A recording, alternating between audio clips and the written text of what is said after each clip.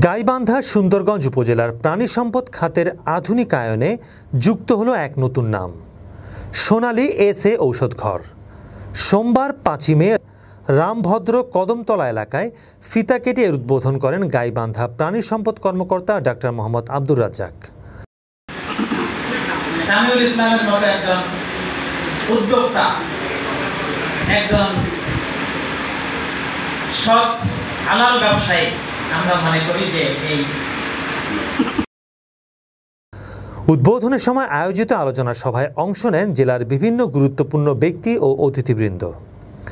অনুষ্ঠানে উপস্থিত ছিলেন প্রধান আলোচক মাওলানা জহুরুল হক সরকার, জেলা জামায়াত সেক্রেটারি, সভাপতি সামিউল ইসলাম, প্রতিষ্ঠানটির স্বত্বাধিকারী। এছাড়া বিশেষ অতিথি হিসেবে উপস্থিত ছিলেন মেহেদি আফজাল পল্লব, ঔষধ তত্ত্বাবধায়ক, ডাক্তার বিপ্লব কুমার দে, উপজেলা প্রাণী সম্পদ কর্মকর্তা, ফজলুল করিম, অতিরিক্ত প্রাণী সম্পদ কর্মকর্তা। সেই সাথে স্থানীয় রাজনৈতিক ও সামাজিক নেতৃবৃন্দ এই অনুষ্ঠানে বক্তব্য রাখেন। কিন্তু বিগত জুলুমবাজ সরকারের জুলুম নির্যাতনের শিকার হয়ে তারা সর্বস্ব হারিয়েছেন। সেই নির্যাতিত পরিবারগুলোর মধ্যে সামিউল ইসলাম অন্যতম। বক্তারা বলেন, খামারিদের উন্নয়নে মানসম্পন্ন সহজলভ্যতা খুবই জরুরি।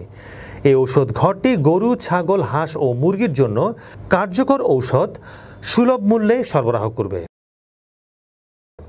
এটি শুধু একটি ব্যবসায়ী নয়, বরং এটি খামারিদের সহায়তায় একটি সামাজিক উদ্যোগও বটে। আজকে আপনাদের পাশে এসে দাঁড়িয়েছে, আমি মনে করি এটা আপনাদের জন্য একটি সৌভাগ্যের বিষয়। আপনারা সহযোগিতা। প্রতিষ্ঠানটির মালিক সামিউল ইসলাম বলেন, আমাদের লক্ষ্য লাভ নয়, বরং সঠিক চিকিৎসা পদ্ধতি ও কার্যকর ঔষধ খামারিদের হাতে পৌঁছে দেয়া। ভবিষ্যতে সচেতনতামূলক কর্মসূচিও বাস্তবায়ন করব। এই হালাল ব্যবসার মাধ্যমে তিনি যেন তার হালাল রিজিকের ব্যবস্থা করতে পারেন।